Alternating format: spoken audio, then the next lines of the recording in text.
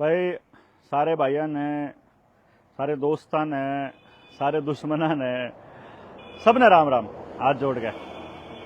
और 9 बजे का टाइम अपन दिया था कि अपन 9 बजे लाइव आएंगे।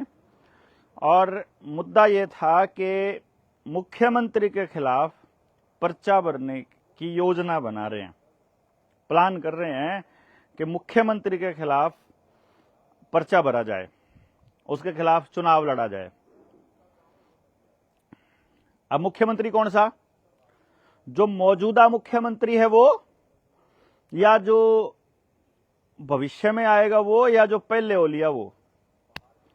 और मैं ये कहता हूं कि मन ने सारे मुख्यमंत्री, उनके खिलाफ पर्चा भरने की प्लानिंग है। एक तो नायब श्रेणी मुख्यमंत्री है, तो जहां से भी ये चुनाव लड़े। एक मुख्यमंत्री भूपेंद्र सिंह हुड्डा है जो बनने की प्लानिंग कर रहा है। एक यो मुख्यमंत्री भूपेंद्र सिंह हुड्डा तब कर ले काम तो अपना, हाँ है। एक यो भूपेंद्र सिंह हुड्डा, और दूसरा कोई और आंदा हो तो वो भी।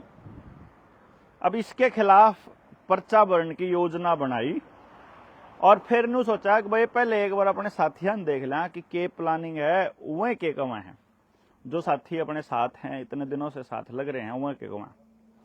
इसमें हम ये सोच रहे थे कि यदि हम पिछले अपने 2.5 साल का, 3 साल का अगर आकलन करें और इस आकलन के हिसाब से ये प्लान करें कि हमने क्या खोया क्या पाया, तो उसके हिसाब से एक बात तो तय है कि हम अपने मुद्दों को जन जन तक पहुंचा पाए कि नहीं पहुंचा पाए। एक तो ये अपने को पता होना चाहिए। समाज में कितने लोग अपनी सोच के हैं, हमको ये भी मालूम होना चाहिए। एक बार शेयर कर दीजिए सबको।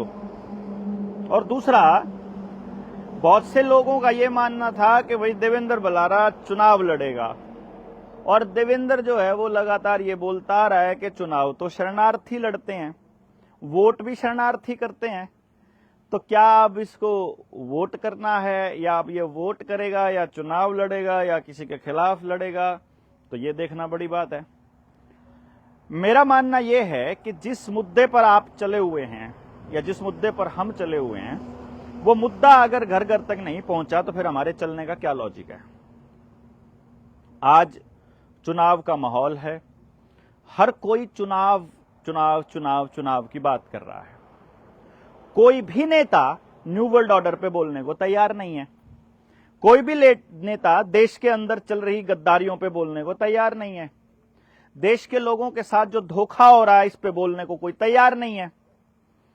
देश की करेंसी जिस तरह से वो छाप छाप कर बड़े पूंजीपतियों को दे रहे हैं हमारी जमीनों को खरीदने के लिए बेमायने दामों पर, और आम आदमी से, आम इंसान से असली धन को दूर करते जा रहे हैं, इस पर तो कोई बोल नहीं रहा।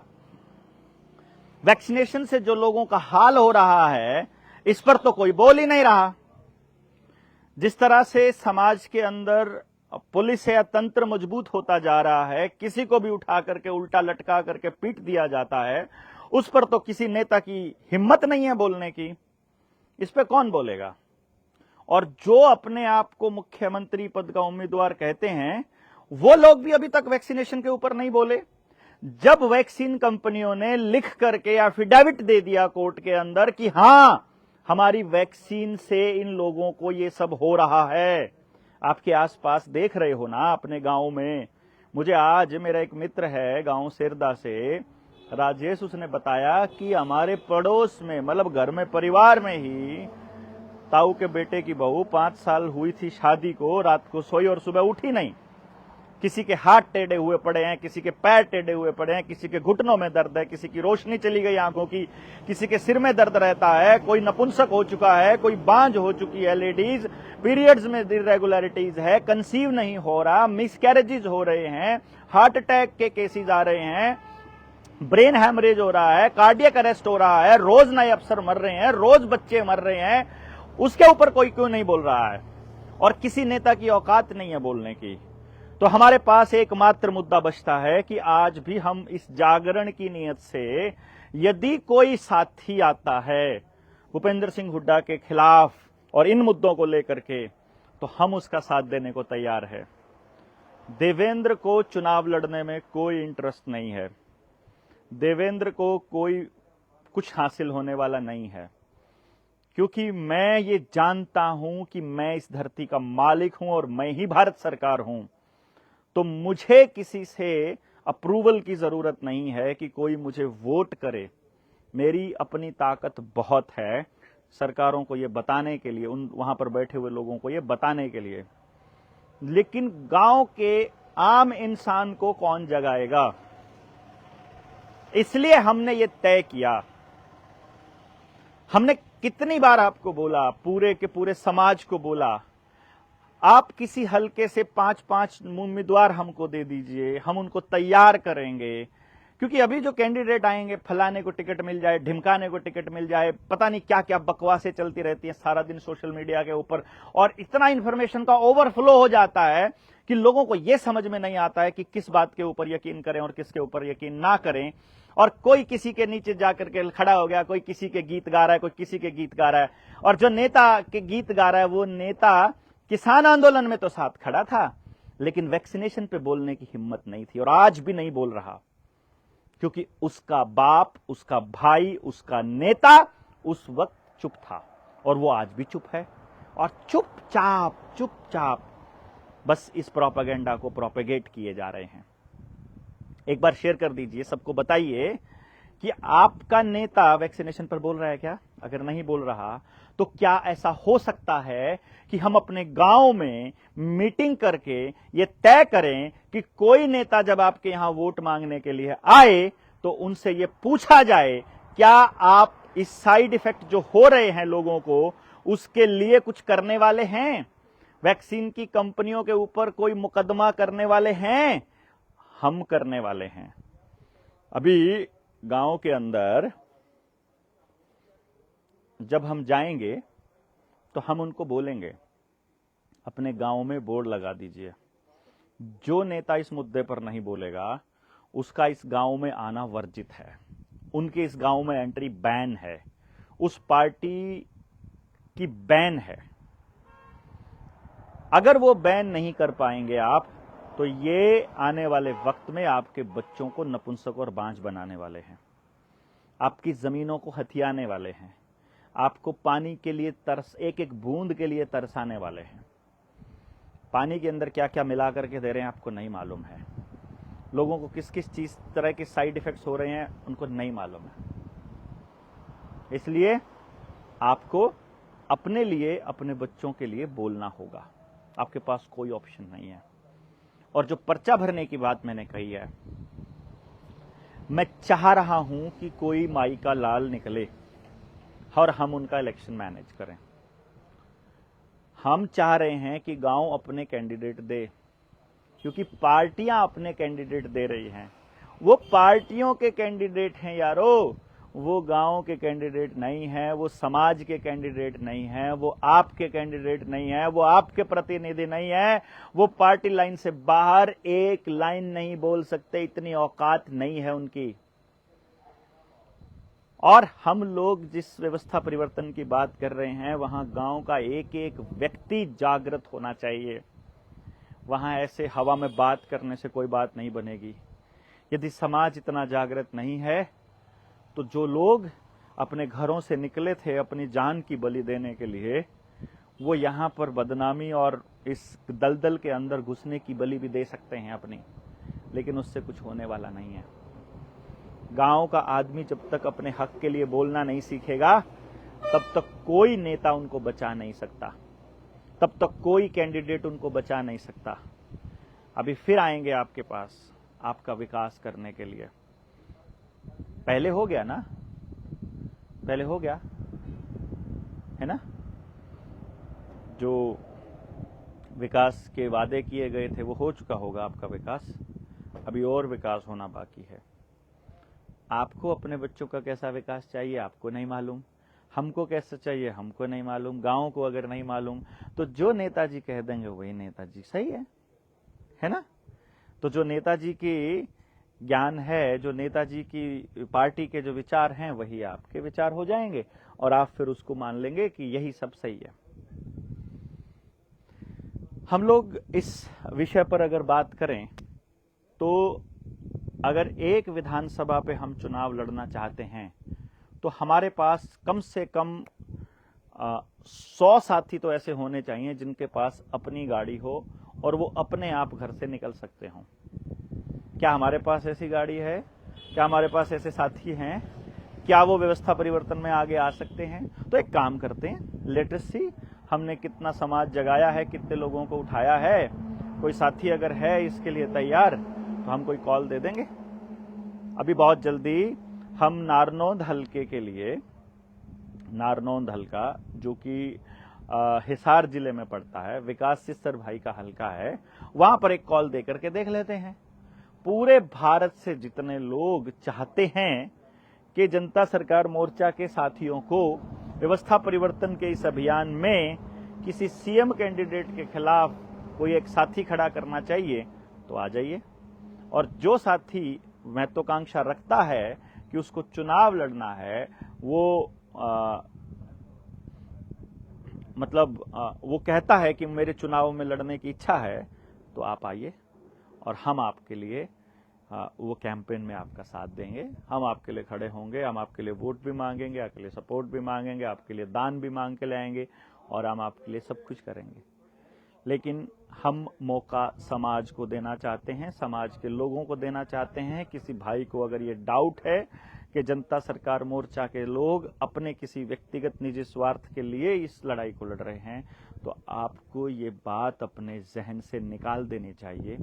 हमारी पहली और आखिरी प्रायोरिटी है व्यवस्था परिवर्तन, और उसके लिए जो भी करना पड़ेगा वो करने के लिए हम तैयार हैं। हाँ, समाज अपनी ड्यूटी निभाने के लिए तैयार है या नहीं, ये देखने वाली बात होगी। क्या कोई मुख्यमंत्री कैंडिडेट लोगों के ऊपर रोज बढ़ते जा रहे कर्जे पर बोलने को तैयार है? जो लखपति और करोड़पति बिलियनियर्स जो देश को छोड़ करके, देश की नागरिकता को छोड़कर दूसरे देश में चले गए, जाकर वहां की नागरिकता ले ली, उस पर बोलने को तैयार हैं? देश में रोज किसानों की हो रही आत्महत्या पर बोलने को तैयार हैं? रोज बढ़ती बेरोजगारी पर बोलने को तैयार हैं? क्या रोजगार देने के लिए उनके पास कोई योजना है? फैक्ट्रियां रोजगार नहीं देती हैं, कंपनियां रोजगार नहीं देती हैं। आपको रोजगार देती है आपकी जमीन, और जमीन को लूटने की तैयारी चल रही है। और मैं आपको एक बात बता देता हूं, चुनाव लड़ने से समस्या का समाधान नहीं होगा, यह भी आपको मालूम होना चाहिए। यदि आपका समाधान हो सकता है तो उसका एक ही रास्ता है कि आपको अपने अधिकार मालूम होने चाहिए। आपकी कलम में कितनी ताकत है आपको मालूम होना चाहिए। अगर वो आपको नहीं मालूम है तो उसकी जागृति के लिए हम दिन रात लगे हुए हैं। तो राजस्थान के, हिमाचल के, मध्य प्रदेश के, उड़ीसा के, तेलंगाना के, आपके महाराष्ट्र के, आपके उत्तराखंड के, या झारखंड के, बिहार के, जहां के भी साथी हमसे जुड़े हुए हैं, उन लोगों को अपनी राय लिखनी चाहिए इसके अंदर कि समाधान क्या हो, कैसे आगे बढ़ें। 35 ट्रेनिंग हो चुकी हैं जनता सरकार मोर्चा की। यदि एवरेज 100 लोग भी हम ये कहें कि हमने ट्रेंड किए हैं, तो क्या हमारे पास 3500 ट्रेंड लोग हैं? और उन 3500 में से यदि एक व्यक्ति आता है, मतलब 3500 में से 100 आदमी आते हैं, एक ट्रेनिंग का आदमी, तो एक कॉन्स्टिट्यूएंसी को हम लोग जिता सकते हैं 1 महीने में। और अगर हम जिता नहीं सकते तो हर घर तक ये बात लेके जा सकते हैं कि वैक्सीनेशन से जो लोगों को हुआ उसका जिम्मेदार कौन है, और उस जिम्मेदार आदमी को सजा देनी चाहिए। जो बैंकों ने देश के साथ फ्रॉड किया है, उस फ्रॉड का पर्दाफाश होना चाहिए। जो सरकारी, जो सामूहिक जमीन जो गांव की थी, उस जमीन को जब सरकारों ने अपने हाथ में ले लिया, जो सरकारी जमीन थी, जो सामूहिक जमीन थी, उसको सरकारों ने अपने नाम रजिस्ट्री कर ली, उसको वापस गांव में लेकर जाना है हमारे को। तो मैं आपको एक चीज के लिए आह्वान कर रहा हूं, आपकी नजर में पूरे हरियाणा में कोई भी कैंडिडेट अगर आपको ऐसा नजर आ रहा है जो सीएम कैंडिडेट से लड़ने के लिए तैयार है और उससे लड़ने के लिए उस लिहाज से एक ऐसा फेस है जो इन समस्याओं के समाधान पर लगातार चर्चा करता आ रहा हो या चर्चा करने के लिए तैयार हो, तो हम उसके साथ खड़े होने को तैयार हैं। बट वो चेहरा हम लोगों को वह चाहिए जिसकी क्रेडिबिलिटी कुछ तो हो समाज के अंदर। मान लीजिए कोई एक नया फेस आकर के कहता है कि मैं रेडी हूं, तो मुझे लगता है कि यदि हम समाज में उस लेवल पर गए नहीं हैं कि हम उसको बता सकें कि हमने अभी तक क्या किया है और अभी हम क्या करने वाले हैं, उस एंगल से अगर उसका कोई विजन अभी तक समाज में नहीं आया है, तो हमारे लिए उस बात को बताना थोड़ा मुश्किल हो जाएगा। सो ऐसा करते हैं कि हम आपके बीच रखते हैं इस बात को कि क्या हम गांव-गांव जाकर के लोगों को समझाने के लिए तैयार हैं? क्या हम कोई कैंडिडेट लाने के लिए तैयार हैं? यदि ऐसा है तो सीएम के खिलाफ पर्चा भरने के लिए हम तैयार हैं।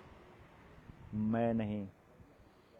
देखिए, मैं आपको बताता हूं, अभी हम विनेश बहन से मिलने गए थे, विनेश फोगाट से।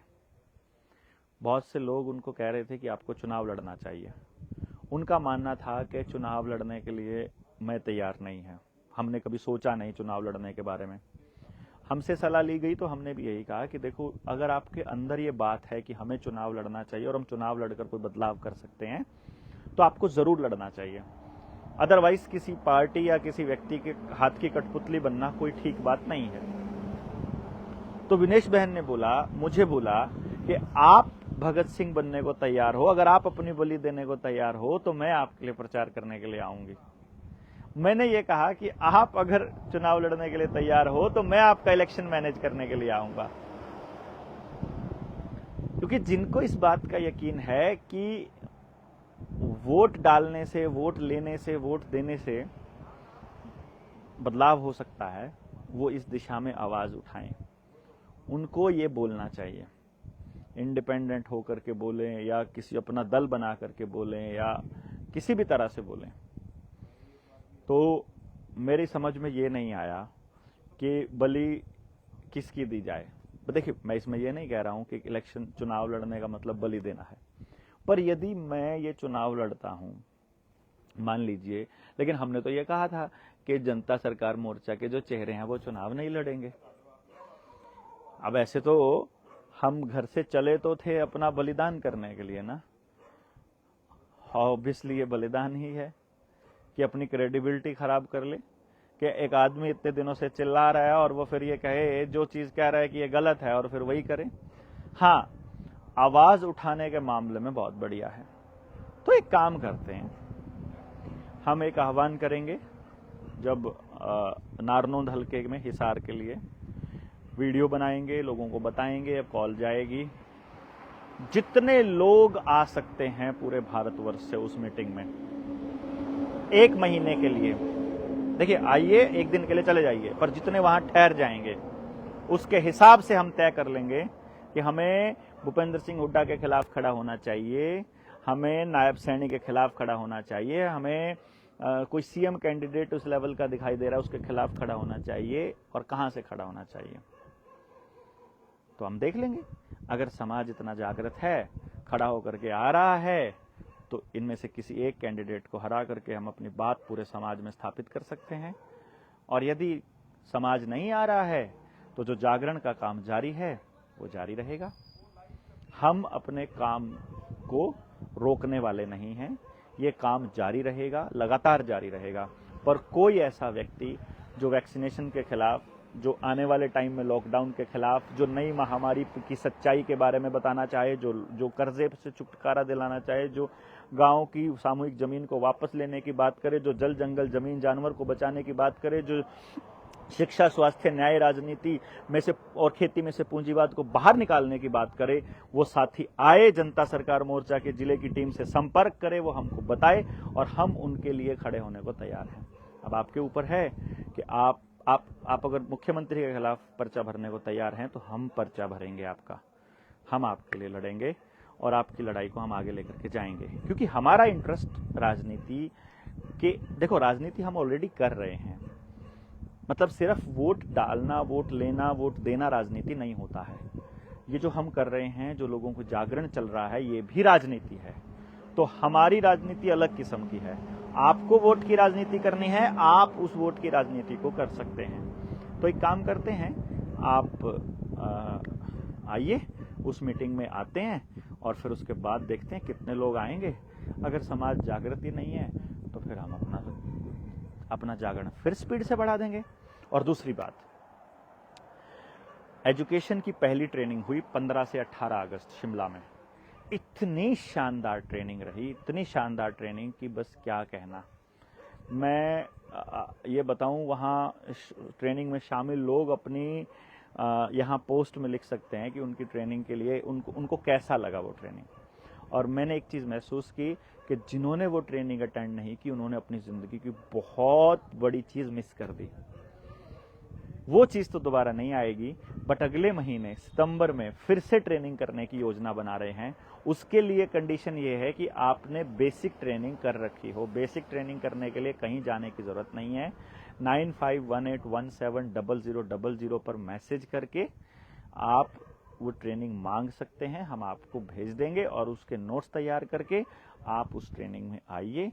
जब हम अगले साल गुरुकुल शुरू करने वाले हैं, अगले साल जो हमारा स्कूल है, उसमें अगर आपके बच्चे को पढ़ना है तो भी आपकी वो बेसिक ट्रेनिंग कंप्लीट होनी चाहिए। और यदि उसमें आपको वहाँ काम करना है, हमारे साथ आना है, तो भी आपकी बेसिक ट्रेनिंग होनी चाहिए। ये कंडीशन है बेसिक। और हमारे उस स्कूल की सबसे बड़ी खास बात क्या है कि यदि बच्चा स्कूल में एंटर कर गया, यदि विद्यालय में एंटर कर गया, उसके बाद की सारी रिस्पॉन्सिबिलिटी, उसके अंदर टैलेंट क्या है, रिकॉग्नाइज कैसे करना है, बाहर कैसे निकालना है, ट्रेंड कैसे करना है, समाज में स्थापित कैसे करना, और समाज में स्थापित करके वो विद्यालय आपको देगा। माँ बाप ने कुछ नहीं करना है, सारी रिस्पॉन्सिबिलिटी विद्यालय की होगी। तो यदि आपको उस पूरे प्रोसेस का हिस्सा बनना है तो आपको वो एजुकेशन की बेसिक ट्रेनिंग कंप्लीट की हुई होनी चाहिए। 9518170000 पर मैसेज करके आप उसमें शामिल हो सकते हैं उस पूरे के पूरे मिशन के अंदर। तो आप आइए और इस पूरे के पूरे अभियान का हिस्सा बनिए।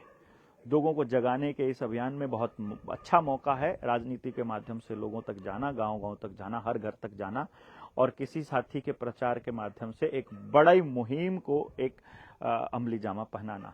ये 1 महीना है, यदि 1 महीना दिन रात एक करके लोगों तक अपनी बात पहुंचा पाए और हम अपने मुद्दों को पॉलिटिकल बना पाए, पॉलिटिसाइज कर पाए, राजनीतिक पृष्ठभूमि में उनको स्थापित कर पाए और नेताओं में से, अगर पॉलिटिकल लोगों में से, चुनाव लड़ने वाले लोगों में से, वोट मांगने वाले लोगों में से हमारी बात को कहने लग गए, तो ये हमारी सबसे बड़ी जीत होगी। और अगले चुनाव में हम इन मुद्दों को अच्छे से उठाएंगे और पूरे गांव के जल जंगल जमीन जानवर को बचाने में कामयाब हो सकते हैं। तो आप आइए और आकर के इस पूरी मुहिम का हिस्सा बनिए। जितना आप खुल करके इसमें साथ देंगे। तो नारनौंद की मीटिंग के लिए तैयार रहिए, बहुत जल्दी आपको कॉल आएगी। जितने साथी आएंगे उसके हिसाब से हम लोग तय करेंगे कि हमें किसके